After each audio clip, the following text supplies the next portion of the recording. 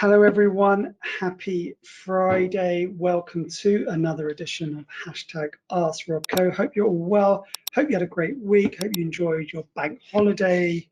If you went on bank holiday weekend, I hope it was safe and fun and good. Thank you everyone who's coming for the first time. Welcome to the platform. This is your platform. It's Q&A. We bring on special people and special guests. You've got the opportunity on the right-hand side in the questions column to ask whatever question you want, and we will give you the answer. So it's all about you. The platform is Q&A. We will touch on any subject, on life, on work, on positivity, on happiness. Anywhere you want to go, we're here to help, with jobs and interviews and hard times and struggling, so on, so on, so on. So right-hand side questions, you type in the question and we will give you the answer. Super excited, super happy to welcome our very special guest today, Shumba Wildman. Welcome, thank you for joining us. Speaker, coach, author and trainer, and much, much, much, much, much more. Great to have you here, Shumba. Welcome. Thank you so much, Rob, and it's good to be here. Thank you for having me. Brilliant. Shumba's got really so much to share with everyone. I don't think that either the 30 minutes that we're talking and the platform will do her any kind of justice, but we will do everything possible to get her journey, her story, what she's doing now, where she's looking to go, and try and get everyone to be as aware as possible in what she believes, what she's learned, what she's sharing, and how she's trying to change the world. So without further ado, Shumba, tell us your story, tell us your journey, let the listeners know who you are and what you're doing. Well, thank you, Rob. I am a grandmother. I cannot mention my story without referring to that. And I can also not talk about my story without talking about my brother who brought me up. You see, I've been so privileged in life because my father passed away when I was 3.5 years to 4 years. That's a privilege to me. And you might ask me, why is it a privilege? It let me learn so much. My father, my mother, my brother, they have made a bigger part of who I am today. I think we all know that sometimes we get our primary experiences, our primary education from our parents. And I was lucky enough when my father died when I was 3.5 years, my brother, when I was about 5 years, he took me from the sticks, from the village of Africa into a town where he now sent me to school because I was not schooling then. My mother was very poor, and my mother raised us. There were 3 sisters and 1 brother. So why I mention my brother is because he was my foundation. He gave me the foundation. My brother was a very astute businessman. When he took me to live with him, he taught me a lot. For example, he would come from work around 2 a.m. and the first thing he would do is ask me if I had showered. And if I had not, he would wake me up, make me go into the shower and have a shower. The other thing that he did also, he had a business. He was a businessman. He had a shop, a grocery shop. Now, from a very early age, and I've put all this in my book, from a very early age, I was very short. So he got an empty wooden crate where he used to put at the bottom of the counter, and I would step on it and save people. Now, in his grocery shop, that is where I learned what life is. Every day he would have meetings. He would ask, how much did we make today? How much did we not make today? And one of the things he used to say is, why did we fail? Or why did we do so well today? What are the lessons? He always asked a why. So that made a foundation for me, for my life. That's my brother. And he had a saying, sorry, I was just going to say, he had a saying that if you are too sweet in life, the world will swallow you. If you are too sour, the world will spit you out. I think it's so amazing that you focus on the privilege with the suffering with your father, and I just think that it's so important to recognize that, because most people don't understand. People don't understand. For example, you know, I come from an immigrant family, and that was my blessing and my privilege, because that allowed me to have the motivation and the hunger and the desire to do something the same way as your privilege was through the suffering of what happened in your family that actually gave you the opportunity. What most people in life, Shumba, don't recognize is they don't recognize that suffering as being a privilege. They think that suffering is a negative and it's something that holds them back. What they need to do is turn it around and flip it and say, that's what makes me who I am and what makes me special. And I'm going to use that as my strength and as my motivation and as my hunger to achieve whatever I wish to achieve. That's right, Rob. I totally agree with that. I totally agree. And can I just mention, Rob, that when I went to a boarding school, St. Augustine's, which was a missionary school, every term, for the first 4 years, every term, I would be sent home to get school fees. Every term without fail for 4 years. Now, at the end of 4 years, I then got a bursary. But let me tell you why I'm mentioning this. When I was sent away to go to get school fees, the minute I opened the door into my brother's shop, he would say, "Why are you here? Why aren't you in school?" And I would say, "You didn't send school fees." And that very minute, he would take money and give me and say, "Go back." This happened for 4 years, every term without fail. Now, there are lessons in that. I used to hate my brother. But when I grew up, when I had my own job or when I was doing my own thing, I picked up lessons and I have put those lessons in a trophy. So I agree with what you are saying, Rob. And are all those lessons in the book and the blessing within? Explain to us how that came about, what's inside. Share a bit about that with us, please. Yeah, well, I was a bit reluctant to write the book because my children have been saying, "Mom, why do you want to tell the whole world what you went through? Why do you want to share with people?" But you know, sometimes I always believe that if you've got a story, don't die with your story.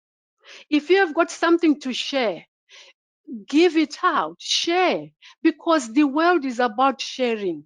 We learn from each other, but we also learn what we share, and we share in order to learn more, because when you don't share, it stays in there. And what happens when things stay inside? They vegetate, they rust, they rot. So I decided I need to share. I need to share with other people. There might be other people who can resonate with what I've gone through, what I have learned, what I've experienced. Because for me, the best university is life. Life teaches you. Life gives you lessons. And when you take those lessons on board, you become better, you grow. If you look at Maslow's hierarchy of whatever, you grow because you are willing to learn and ascribe.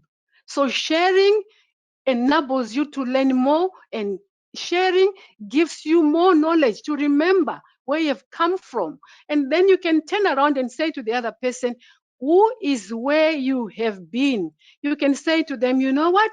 I was in that spot. This is what I did to come out of it. This is what you can also do in order to come to the other side." And these are the lessons that I took from that. So I love, yeah, you go, Rob. No, go. Yeah, so I wrote that book because I realized that there are so many things that we don't talk about to other people, because we think we are making ourselves more vulnerable, because we think we are undressing ourselves in front of people. But hey, you know what? That sometimes might be your purpose, to be a lesson to other people, to be a testimony, to say what? Life is not all about hardships. Life is not all about difficulties. Life is not all about having nothing or having much. There is much more. So I wrote this book because I was in search of a deeper meaning to life. I'm still in search of that. And that's part of, it's an ongoing process, as you know. Absolutely. And just so you can share with everyone, what is the book called and where can people find it? The book is called Finding Bliss Within. It has taken a bit longer to be published because I finished it last year and I put it on the shelf and then I took it down, and then a few months back I decided to just look for editors. So it has gone through first editing, the second one, and now a few people are reviewing it and we're just tweaking it, and then I'll send it to Hay House for publishing. And once it comes out, it will be in a paperback form. It will be on Amazon. It will also be on Audible and Kindle. So for anybody who is interested, I can give them a free copy if they get in touch with me. Amazing. That's very kind of you. Let's go back a bit to the learning, a bit about the suffering. I think when you go on such a special journey like you have been on and are going through, you can self-reflect and look back, but maybe you could share with us some of the tipping points in your life where it started to come together and make sense. So now you're able to look back and reflect and share with everyone these great learning lessons from your brother and so on. What were the key moments in your life where it kind of like made sense, or you was taken maybe to such a dark place that you had to work out where to go and what to do? Maybe you could share with us some of those stories on your journey. Yes, I mentioned earlier on about my mom, who has been quite a strong influence. Now, when I was young, very young, my mom was a traditional healer. When I went to university in Africa, my mom was still a traditional healer. Now, I thought I was then educated, and I was so ashamed, Rob. I was ashamed to tell people that my mom is a traditional healer. My mom died at 103 years in 2015.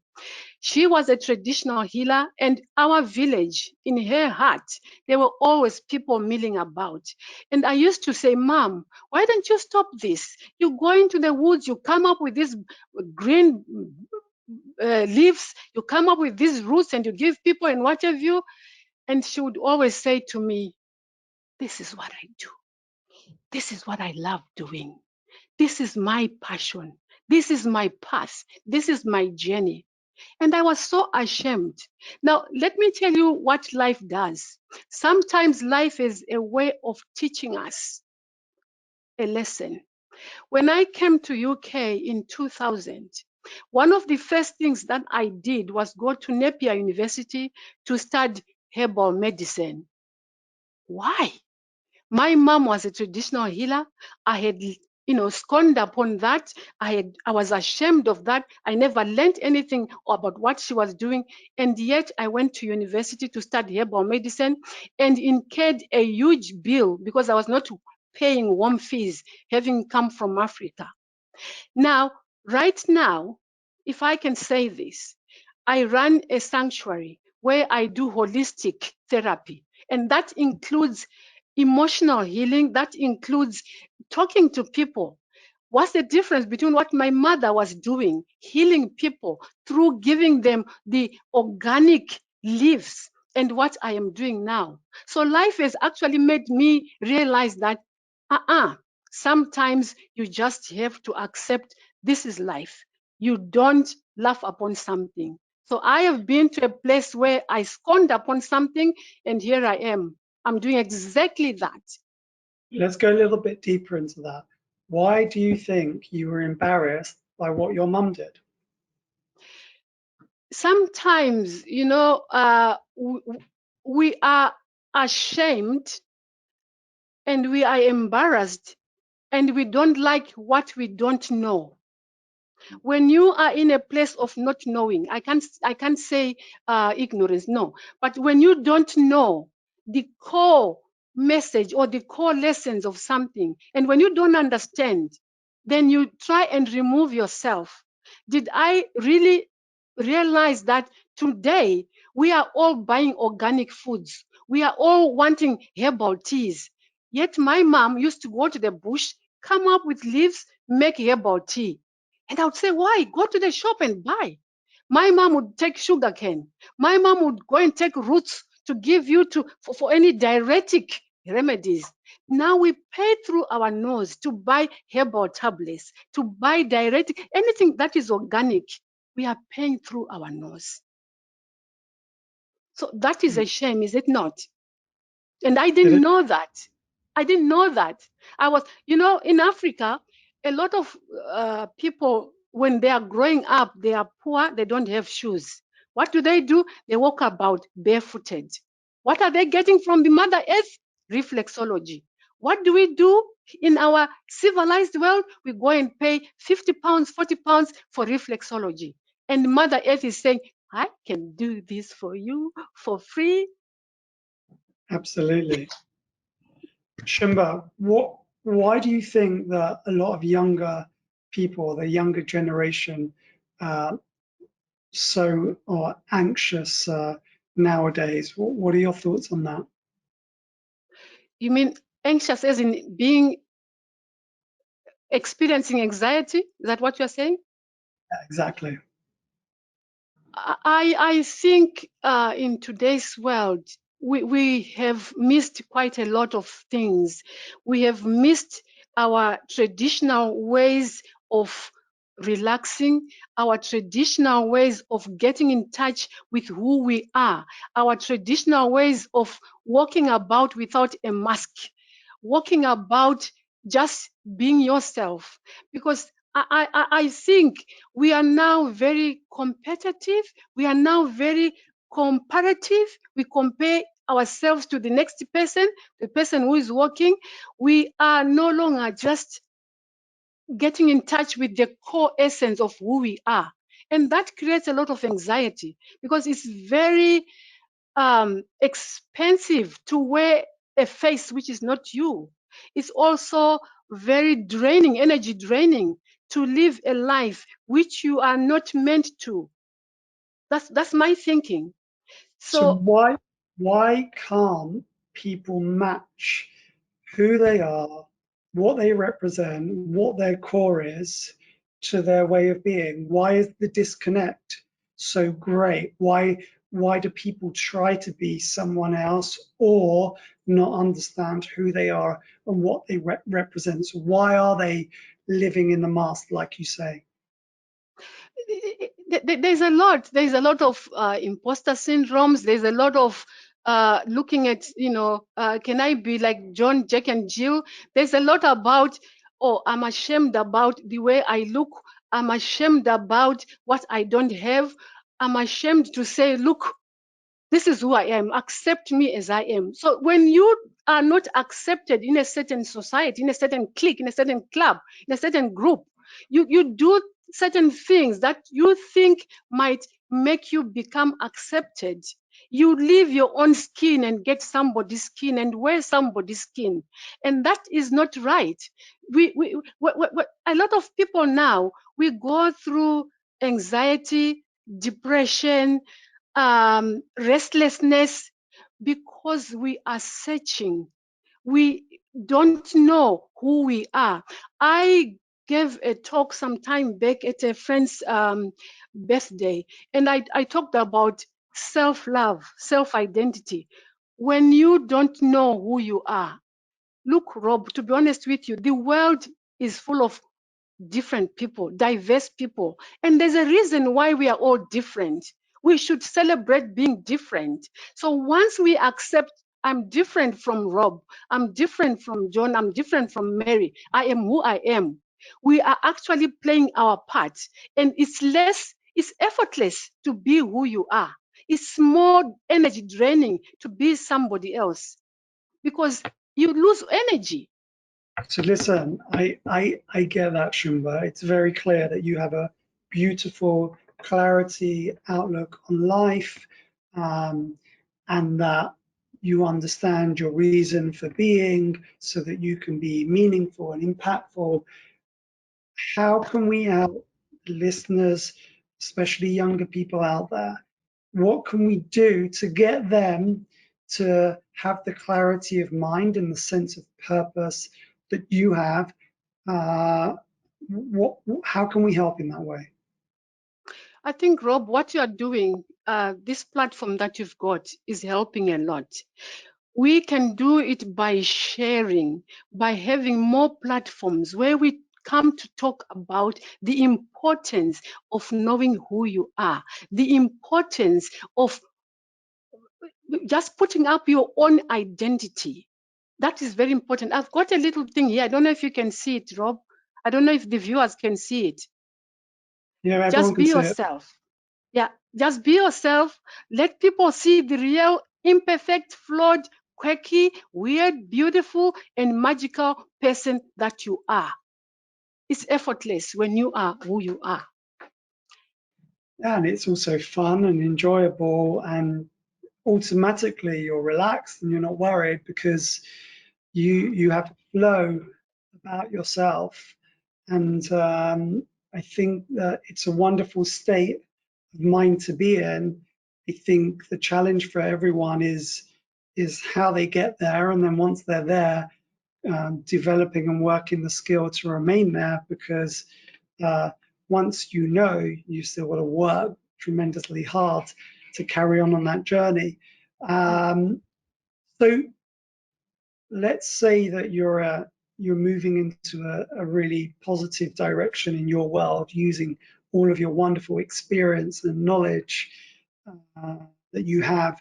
What impact are you looking to create, and what help are you looking to provide for people out there at the moment?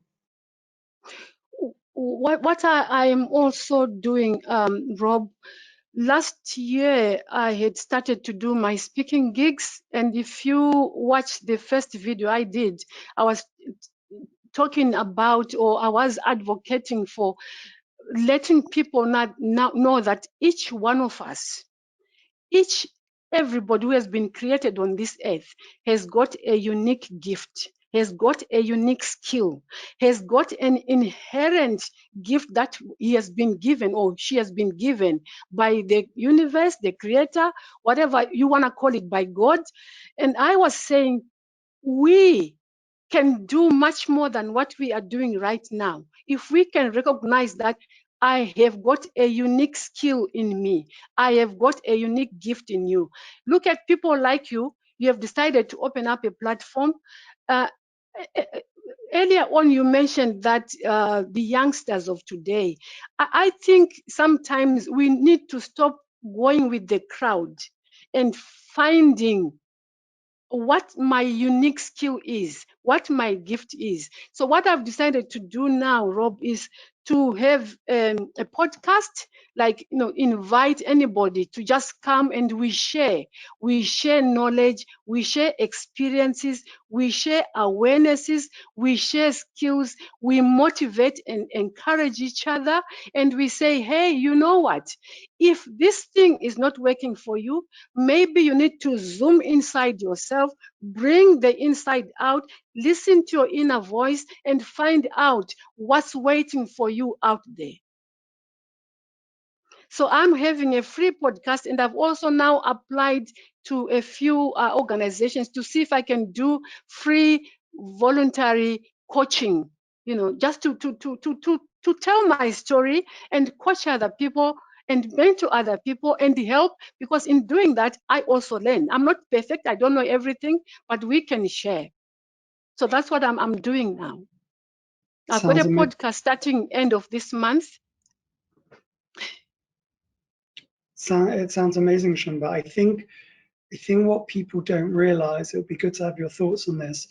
What people don't realize is that when you find what your happiness is, whether it's helping other people, teaching other people, the sense of fulfillment is another level.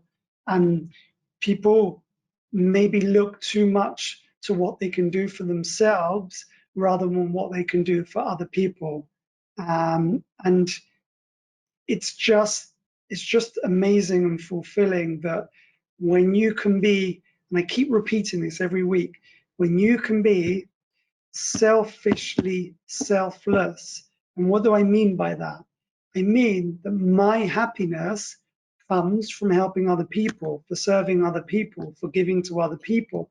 That's what makes me happy. So actually, I'm being selfish because I'm doing something that makes me happy, but I'm being selfless by putting everyone else before me to create my happiness. Yeah, yeah, yeah. Absolutely. But not only that, Rob, I think what you have touched on about you're being selfless, you're being selfish, or whatever you, and you are giving, that act of giving, that act of sharing, that act of encouraging other people, and that act of helping other people is also part of your journey. You know, when you find that you are enjoying this, sometimes, I'm not saying all the time, but sometimes that passion, that interest you get in doing what you love best also brings, if people are worried about that, also brings in remuneration, you know, because for example, here I've next door, that's where my sanctuary room is. I get clients that come in. I love talking to people. I love it. So now I'm at a stage where I have said, I have come to this level to enjoy life. What is life if I don't enjoy what I am doing on a daily basis? That passion, yeah, that passion will bring whatever else, because the universe is not a fool. God is not a fool. We all have this thing in us to say, this is what I love doing. But what you love doing can also pay your bills. And when you have that balance, you are home and dry. For sure. Shumba, you're on an amazing journey and your story is a wonderful one. And I know there's a long way to go with it as well. Where can everyone find you? Where can they hear about you? Where can they watch or listen to your podcast? How can everyone engage with you? I have a website, shumbawildman.com. I'm also on LinkedIn, Shumba Wildman. I am also on Instagram and I am on Facebook, Finding Bliss from Within. This month end, we are holding podcasts for anybody really, where we are also inviting other people to share their stories. Now, I just want to mention something slightly here. What we are doing is more or less also tipped towards women. And why do I mention women? Because I have been at a place, I have been a single mom. I have gone through a divorce when divorcing was still taboo in our in our society. I have been in a dark place where I have juggled and said, should I do this or should I not do this? You know, sometimes when you are a woman, Rob, it's very difficult to be yourself because there are so many factors which you have to take on board. For example, children. When I was going through my divorce, my worry, I had sleepless nights. I was thinking, what is society going to say to my children? How are people going to look at me when they know that I'm a single mom, divorced and all that? So sometimes those things, they put us through a lot of pain because we are so ashamed, we are so scared to leave one chapter which is not working and wait for the universe to open another door which is waiting for you. So that's why I am now saying, let's have anybody who might be facing challenging times, difficult times, or maybe, as we said, lessons from life. to come and join so we can share and we can all help each other. Because I will repeat what I said earlier on, not every adversity is meant for you. Sometimes there are lessons in there. For sure. Listen, Shum, I just want to be happy. Don't you just want to be happy? Can I just say something in closing? There's this book here. I went on a 5-day challenge with Tony Robbins and Dean and Russell. And this book came up and I bought it. This book is about believing.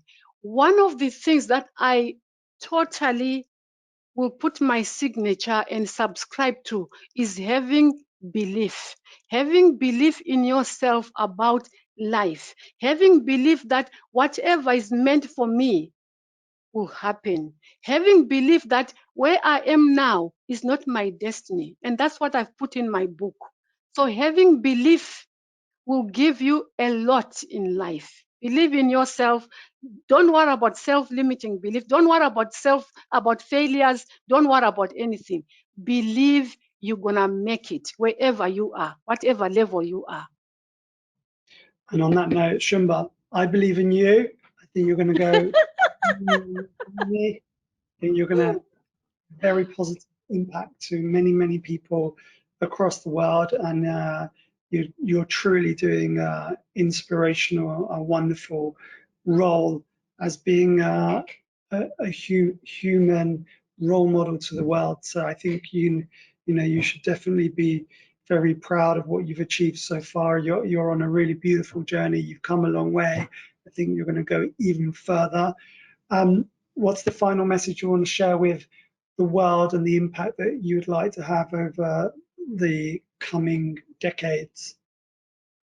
What I would love to have myself, I would love to be all over speaking, sharing, learning, and imparting. And if I can at least encourage one or two people, if I can at least help one or two people to change their mindset and look at life in a positive way, and look at life in the sense that whatever is happening, go with the flow, see what is coming. I would love that. I would love just to talk the whole day to people, to anybody, and share. Amazing. You're great, Shumba. You look great. You sound great. You are great. Thank you so much for joining and sharing your knowledge, wisdom, and positivity. Positivity always wins. That's the motto. Thank you, everyone, for joining. Please come back next week. #AskRobCo. Any questions, any queries, any help you need, please let us know. Please follow Shumba, help her on her journey, and have a great weekend. And we'll see everyone same time, same place next week. Thank you so much, Shumba. I really appreciate it. You take care. I thank you so much, Rob. Thank you very, very much for having me. And I will just say to anybody who is having a difficult time, feel free to contact me for free and I can talk about it. I used to do a voluntary work for No Panic, where I was helping people with anxiety. So anybody who is experiencing difficult times, please get in touch. Thank you so much, Rob. You're a star, Shumba. Take care, everyone. Have a good weekend. You too. Bye-bye.